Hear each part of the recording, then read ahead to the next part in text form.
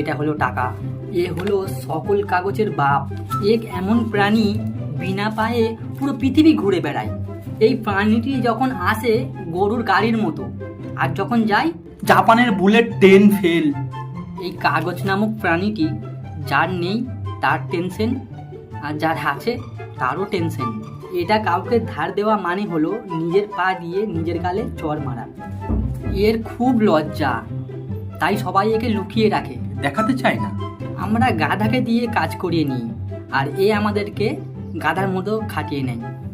Bank নামক কিছু ঘর আছে, সেখানে গিয়ে হিজিবিজি কি পেন দিয়ে লিখে দিলে বান্ডিল বান্ডিল দিয়ে দেয়। আবার রাস্তাঘাটে ফুটপাতে এমনটা করলে খুচো প্লাস্টিকের হোক স্টিল যাই হোক এমন কিছু কয়েন ধরিয়ে দেয়।